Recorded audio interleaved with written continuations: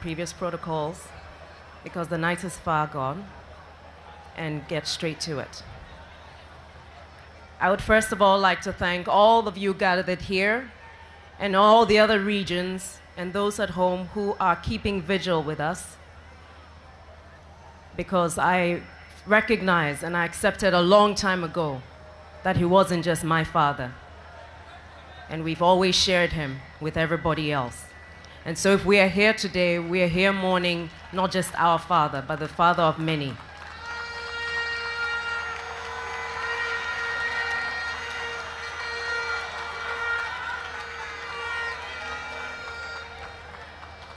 I would like to read from the Bible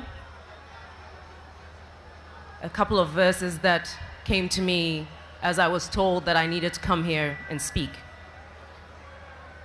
And I read from Ecclesiastes chapter 3.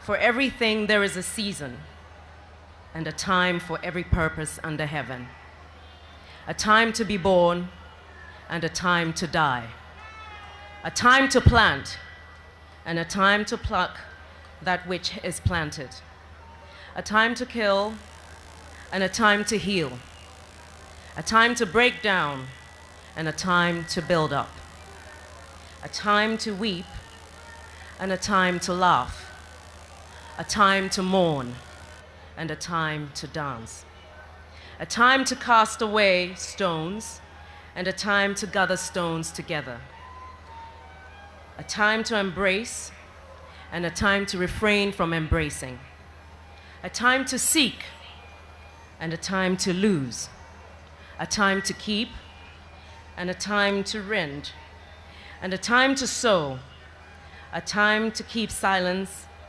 and a time to speak,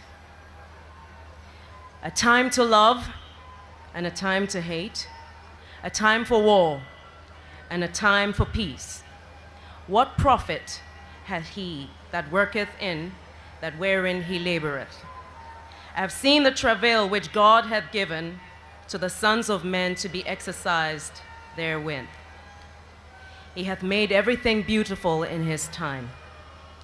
Also he hath set eternity in their heart. Yet so that man cannot find out the work that God hath done from the beginning even to the end. I know that there is nothing better for them than to rejoice and to do good as long as they live. Most of the previous speakers have spoken about the values and principles that my father lived by. Values and principles which, within his power, he did everything to instill within the government that he led. An inclusive one, which even before the era of constitutional rule, understood the value of everybody's opinion being part of decision-making.